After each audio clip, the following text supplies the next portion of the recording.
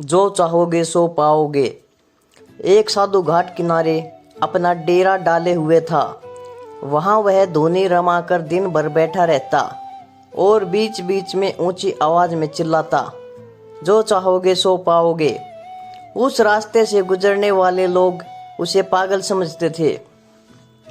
वे उसकी बात सुनकर अनसुना कर देते और जो सुनते वे उस पर हंसते थे। एक दिन एक बेरोजगार युवक उस रास्ते से गुजर रहा था। साधु की चिल्लाने की आवाज उसके कानों में भी पड़ी, जो चाहोगे सो पाओगे, जो चाहोगे सो पाओगे। ये वाक्य सुनकर वह युवक साधु के पास आ गया और उससे पूछने लगा, बाबा, आप बहुत देर से जो चाहोगे सो पाओगे चिल्ला रहे हो। क्या आप सच में मुझे वो दे सकते हो जो मैं पाना चाहता हूँ? साधु बोला, हाँ बेटा, लेकिन पहले तुम मुझे ये बताओ कि तुम पाना क्या चाहते हो। बाबा, मैं चाहता हूँ कि एक दिन में मैं हीरों का बहुत बड़ा व्यापारी बनूं। क्या आप मेरी ये इच्छा पूरी कर सकते हैं? युवक बोला, बिल्कुल बेटा, मैं तुम्हें एक हीरा और एक मोती देता हूँ। उससे तुम जितने चाहे हीरे मोती बना लेना। साधु बोला।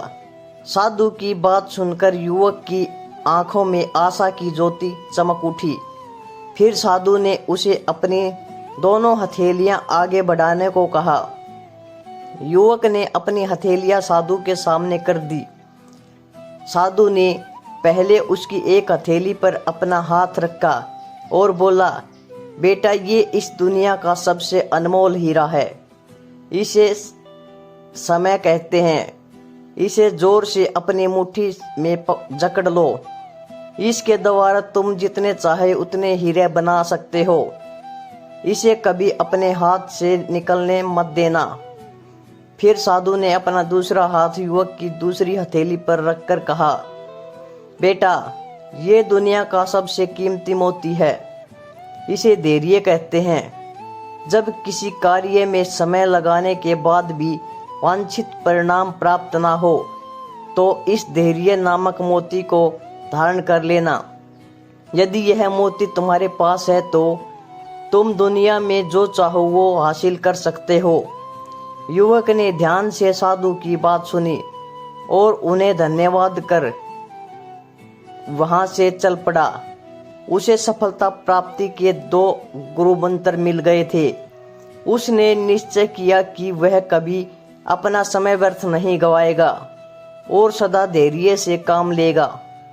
कुछ समय बाद उसने हीरे के एक बड़े व्यापारी के यहाँ काम करना प्रारंभ किया।